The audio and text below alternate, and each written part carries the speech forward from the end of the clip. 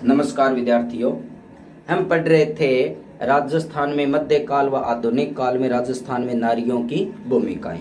और लास्ट में हमने पढ़ा था हाड़ी रानी जसवंत। हाड़ी रानी जसवंत के बाद में आज हम पढ़ेंगे संयोगिता। अब संयोगिता कौन थी? संयोगिता है वो जयचंद गढ़वाल की राजकुमारी थी। जयचंद गढ़वाल, जयचंद गढ़वाल। और जयचंद गढ़वाल वो कन्नौज के राजा थे। जयचंद गढ़वाल वो कन्नौज के राजा थे, जो वर्तमान में उत्तर प्रदेश के अंदर आता है। और अजमेर है, अजमेर उस समय अजमेर के राजा थे, वो थे पृथ्वीराज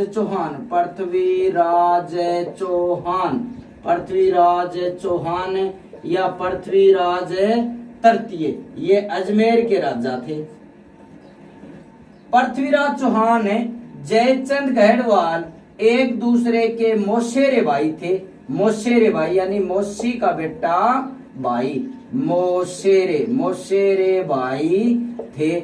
जयचंद गढ़वाल है वो पृथ्वीराज चौहान की मौसी का बेटा भाई था। और इनका नाना है वो दिल्ली का राजा था अनंगपाल तोमर। संयोगिता है वो पृथ्वीराज चौहान से प्रेम विवाह करना चाहती थी। गंधर्व विवाह यानी प्रेम विवाह, जिसको वर्तमान में बोलते हैं लव मैरिज अंग्रेजी के अंदर। प्रेम विवाह, गंधर्व विवाह करना चाहती थी। घटना किस प्रकार से घटित हुई? पृथ्वीराज चौहान अजमेर का राजा बना था। पृथ्वीराज चौहान जब अजमेर का राजा बना, उसमें पृथ्वीराज चौहान की उम्र वो 11 साल थी। 11 साल की उम्र में पृथ्वीराज चौहान अजमेर का राजा बन गया था। और उसी दौरान क्या हुआ कि एक चित्रकार था और उस चित्रकार का नाम था पन्ना राय। चित्रकार का नाम था पन्ना राय चित्रकार ने काफी राजा महाराजाओं के चित्र बनाए, काफी राजा महाराजाओं के चित्र अपने हाथ से बनाए। और उसमें पृथ्वीराज चौहान का चित्र भी शामिल था। काफी राजा महाराजाओं के चित्र बनवाए और उसमें पृथ्वीराज चौहान का चित्र भी शामिल था। पन्ना राय चित्रकार ने काफी सारे चित्र बना के और उन चित्रों को कन्नौज में ले जाके और एक चित्र प्रदर्शनी का आयोजन किया। यानी जो चित्र बनाए थे, राजा महाराजाओं के चित्र बनाए थे, उन चित्रों को दिखाने के लिए एक चित्र प्रदर्शनी का आयोजन कन्नौज के अंदर पन्ना राय चित्रकार ने किया। और काफी लोग वो चित्र प्रदर्शनी को देखने के लिए आया करते थे। काफी महिलाएं और युवतियां भी उन चित्रों को देखने के लिए आया करते थे। और उस चित्र प्रदर्शनी के अंदर पृथ्वीराज चौहान का चित्र वो सबसे ज्यादा सुंदर था। पृथ्वीराज चौहान का चित्र वो सबसे ज्यादा सुंदर चित्र था। पृथ्वीराज चौहान है वो बड़े सुंदर युवा राजा थे। अब पृथ्वीराज चौहान का चित्र देख के ने प्रत्येक महिला और युवतियों के मुंह से एक आम चर्चा बन गई कि चित्र प्रदर्शनी में सबसे सुंदर जो चित्र है, सबसे सुंदर जो राजा है वो है पृथ्वीराज चौहान। और युवतियों और महिलाओं के मुंह में ये आम बात बन गई और धीरे धीरे ये बात है वो संयोगिता के कानों तक पहुंच गई कि एक चित्र प्रदर्शनी लगी हुई है कन्नौज के अंदर और उस चित्र प्रदर्शनी में सबसे सुंदर राजा का चित्र है वो है पृथ्वीराज चौहान का। संयोगिता अपनी सखी सहेलियों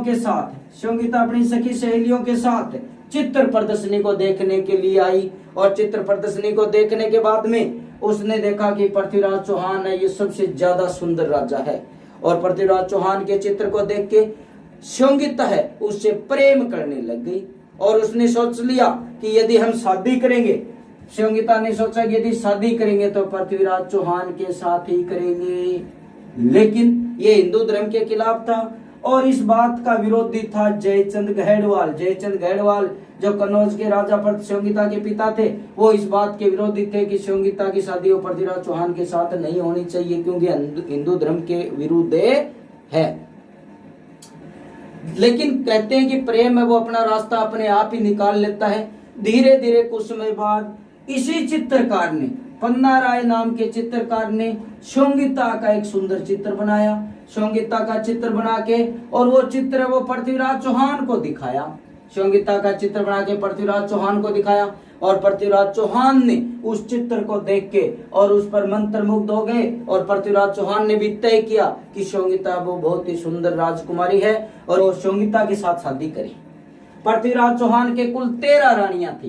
पृथ्वीराज चौहान के कुल 13 रानियां थी, उसमें सबसे सुंदर रानी थी वो थी संगीता। अब शादी किस प्रकार से की गई?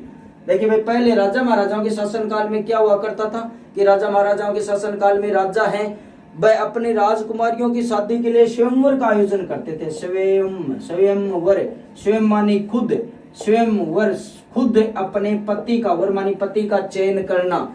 और उसमें राजा महाराजा कोई परीक्षा का आयोजन करते थे, परीक्षा में कोई शर्त रख देते थे और उस शर्त को कोई भी पास करता था उसी के साथ राजकुमारी शादी करती थी। और उस परीक्षा में भाग लेने का अधिकार सिर्फ राजा और राजकुमारों को ही हुआ करता था। शर्त क्या रख देते थे? या तो कोई वस्तु इसको कोई तोड़ देगा तो उसके साथ राजकुमारियां शादी करेंगी, या ये कोई वजन है इसको उठा देगा तो उसके साथ राजकुमारियां शादी करेंगी, या कोई निशाना है उसको भेद देगा तो उसके साथ राजकुमारियां शादी करेंगी, या कोई राजकुमारी के प्रश्नों का जवाब दे देगा तो उसके साथ राजकुमारियां शादी करेंगी। इस प्रकार से राजा महाराजाओं के शासन काल में जो स्वयंवर रचा जाता था उसमें राजकुमारी स्वयं अपने पति का चयन करती थी। तो देखिए भाई, हुआ क्या कि जयचंद गढ़वाल ने अपनी राजकुमारी संगीता का स्वयंवर रचा और स्वयंवर के अंदर राजा और राजकुमारों को निमंत्रण दिया गया। स्वयंवर के अंदर काफी राजा और राजकुमार आए, लेकिन पृथ्वीराज चौहान को उस स्वयंवर के अंदर निमंत्रण नहीं दिया गया। जयचंद गढ़वाल ने पृथ्वीराज का अपमान करने के लिए और स्वयंवर जो रचा गया था उसके द्वार पर, उसके रास्ते पर पृथ्वीराज चौहान की पत्थर की मूर्तियां बना दी। पृथ्वीराज चौहान की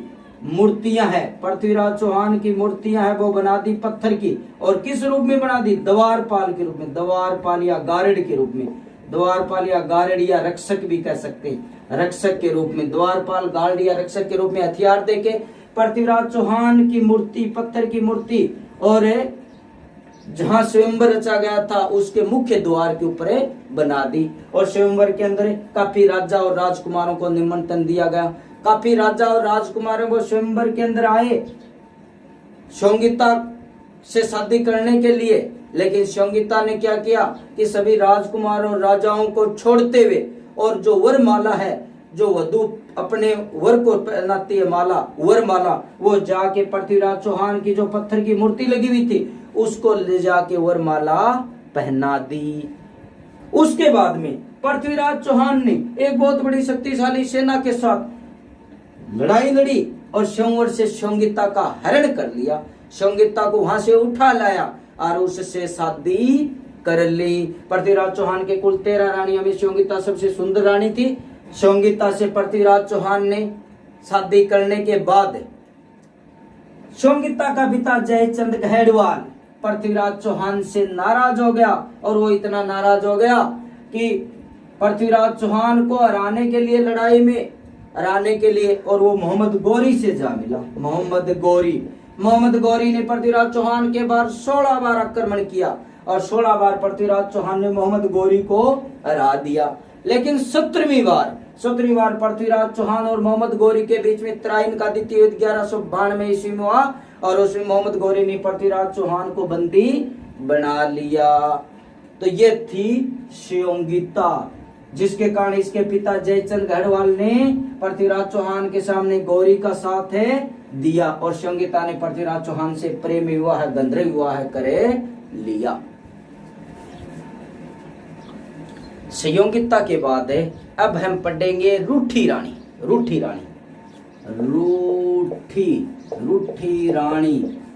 रानी के बचपन का नाम था उम्मादे। रूठी रानी मानी रुसेड़ी या नाराज होगी रानी, रूस गई या नाराज होगी। देखिए, सबसे पहले मैं इसके जीवन परिचय के बारे में बात करते हैं कि उम्मादे कौन थी। जैसलमेर के राजा जैसलमेर के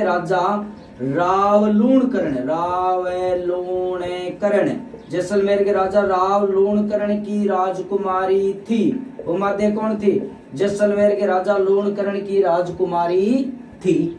और इसकी शादी है वो मारवाड़, और मारवाड़ की राजधानी जोधपुर। इसकी शादी है वो जोधपुर के राजा जोधपुर के राजा मालदेव के साथ हो गई। इसकी शादी है वो जोधपुर के राजा मालदेव के साथ है हो गई। उम्मादे की शादी है वो जोधपुर के राजा मालदेव के साथ हो गई। और शादी के दिन ही उम्मादे है वो अपने पति मालदेव से नाराज होगी।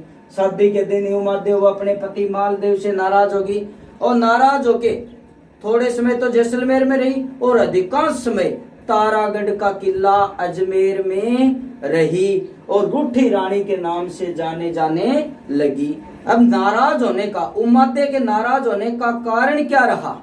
तो कारण ये रहा कि उम्मादे की शादी है वो मालदेव के साथ 1536 ईस्वी के अंदर हो गई थी। और शादी के दिन ही और क्या घटना घटित हुई? प्राचीन समय में राजा महाराजाओं के शासन काल में क्या हुआ करता था कि जब किसी भी राजा अपनी राजकुमारी की शादी करता था तो उसके साथ में काफी मूर्तियों को और दहेज के रूप में दिया जाता था। और उस दहेज के रूप में जो लड़कियों को दिया जाता था उनको बोलते थे डावरिया प्रथा। डावरिया प्रथा। और डावरिया प्रथा के तहत उम्मादे के साथ है और काफी युवतियां दहेज में दी गई थी। और इसमें एक युवती थी या डावरिया प्रथा में एक जो युवती दहेज में दी गई थी उसका नाम था बारमली। और बारमली है वो उम्मादे की सबसे नजदीक सहेली भी थी। नजदीक उम्मादे है वो सबसे ज्यादा भरोसा या विश्वास वो बारमली पर किया करती थी। तो बारमली है वो उम्मादे के साथ डावरिया प्रथा के अंदर दी गई थी। शादी हो गई। शादी के दिन ही और उम्मादे है वो मालदेव का काफी समय तक इंतजार करती रही। लेकिन मालदेव है वो शराबखोरी के अंदर, शराब के नशे के अंदर धुत था और अपनी संगत में शराब पी रहा था। उम्मादे ने मालदेव का काफी इंतजार किया। इंतजार करने के बाद में उम्मादे ने बारमली को मालदेव को बुलाने के लिए मालदेव के पास भेजा। बारमली को मालदेव के पास भेजा। बारमली अत्यंत रूपवती और सुंदर थी और मालदेव ने बारमली को ही उम्मादे समझ लिया। मालदेव ने बारमली को ही उम्मादे समझ लिया और अपने पास में रख लिया बारमली को। काफी इंतजार करने के बाद उम्मादे ने काफी इंतजार किया लेकिन बारमली वापिस नहीं आई। उसके बाद में उम्मादे खुद गई तो खुद ने जाके देखा तो मालदेव और बारमली दोनों एक साथ पाए गए। एक साथ पाए जाने पर उम्मादे है उसने उसी स्थान पर कह दिया कि आप मेरे लायक नहीं हैं। मालदेव को कह दिया कि आप मेरे लायक नहीं हैं। और उम्मादे ने मालदेव से नाराज होगी और नाराज होके पहले वो जैसलमेर चली गई। नाराज होके वो जैसलमेर चली गई। जैसलमेर जाने के बाद में मालदेव ने उम्मादे को बनाने के लिए काफी प्रयास किया। उम्मादे को बनाने के लिए मालदेव ने ईश्वरदास को भेजा। ईश्वरदास को भेजा उम्मादे को मनाने के लिए जैसलमेर भेजा। और ईश्वरदास ने जाके उम्मादे को मना लिया। उम्मादे सहमत भी हो गई कि मैं मालदेव के चली जाऊंगी और नाराजगी अब खत्म कर लूंगी। ईश्वरदास ने उम्मादे को मना लिया और उम्मादे मालदेव के जाने के लिए राजी हो गई। लेकिन इस बात का पता मालदेव की दूसरी रानियों को लग गया। मालदेव की दूसरी रानियां ये चाहती थी कि उम्मादे राजी होके यहाँ न आए। तो मालदेव की दूसरी रानियों ने आशा बारहट को भेजा। आशा बारहट को भेजा और उसको आशा बारहट को ये कहते हुए भेजा कि किसी भी प्रकार से उम्मादे है उसको यहाँ न आने दे। तो आशा बारहट गई और आशा बारहट जाके उम्मादे को क्या बोली? आशा बारहट उम्मादे को बोली मान रख तो पीव तज और पीव रख तो तजमान। पीव रखे तो तजमान। दो गयद ने बंधे ही एको खंभू ठाणे। आशा बारट जाके क्या बोली? आशा बारट जाके उमादे को क्या बोली? मान रख तो पीव तज। यदि मान सम्मान रखना हो तो पति न त्याग दे। पीव मानी पति को त्याग दे, और पीव रख तो तज मान। और यदि आप पति को रखना चाहते हो तो मान न त्याग दे। दो दो गैद न बंध ही, दो दो हाथी एको खंभू ठाण। एक जगह नहीं बांधे जा सकते। आशा बारट ने इस प्रकार से जो राज ईश्वरदास बारट जो जाके उमादे को मालदेव के लाने के लिए सहमत कर लिया था, और इस बात का पता मालदेव के अन्य रानियों को लगा, तो मालदेव के अन्य रानियों ने आशा बारट को भेजा कि किसी भी प्रकार से उमादे को यहाँ आने से रोको। तो आशा बारट ने जाके ने उमादे से क्या कहा? मान रख तो पीव तज। यदि मान सम्मान रखना चाहते हो, आप अपना स्वामी मान रखना चाहते हो तो पीव तज यानी पति को त्याग दो, और पीव रख तो तज मान। और यदि पति को रखना चाहते हो तो मान को त्याग दो, सम्मान को त्याग दो। दो दो गैद न बंधे ही, दो दो हाथी नहीं बांधे जा सकते। एक खंभे ठाणे, एक ही जगह दो दो हाथियों को नहीं बांधा जा सकता। और ये बात सुन के उमादे वो आने से मना कर दिया। जनवरी 1544 में, जनवरी सन 1544 में मालदेव और शेरशाह, मालदेव और शेरशाह सूरी, शेरशाह है सूरी के बीच में युद्ध हुआ। और इस युद्ध से पहले मालदेव ने अपनी रानी उमादे से मिलने की, उमादे जो क्या कहलाई? रूठी रानी, रूठी रानी से मिलने की इच्छा जताई। और रूठी रानी उमादे है वो एक बार सहमत भी हो गई, लेकिन ऐन वक्त पर उसने मिलने से मना कर दिया। और इतिहासकारों के अनुसार यही कारण है कि मालदेव ने कुल 52 युद्ध किए, और 52 युद्ध में वो सभी लड़ाई उसने जीती, लेकिन लास्ट में वो शेरशाह सूरी के सामने हार गया। 1562 ईस्वी के अंदर मालदेव की मौत हो गई, मालदेव की मृत्यु हो गई। और मालदेव की मृत्यु होने के बाद में मालदेव की पगड़ी के साथ, पगड़ी जो सिर पर सांफा या पगड़ी बांधी जाती है, उस मालदेव की मृत्यु के बाद मालदेव की पगड़ी के साथ उमादे यानी रूठी रानी है वो सती हो गई। पगड़ी के साथ जल के अपनी जीवन लीला समाप्त कर ली, सती हो गई। और जो किसी भी चिन्ह के साथ है कोई भी महिला अपनी जीवन लीला समाप्त कर लेती है तो उसको बोलते हैं अनुमरण, अनुमरण।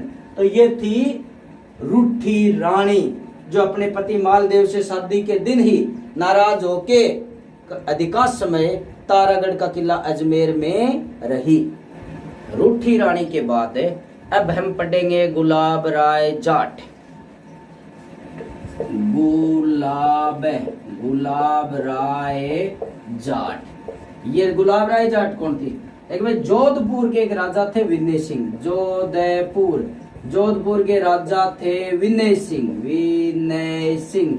और जोधपुर के राजा विनय सिंह के दरबार में ये गुलाब राय जाट है वो गायिका के रूप में आई थी। गायिका गाने बजाने का काम किया करती थी, मनोरंजन करवाया करती थी। और अपने बुद्धि कौशल पर, अपने दिमाग से, बुद्धि कौशल से इसने पासवान का पद प्राप्त कर लिया।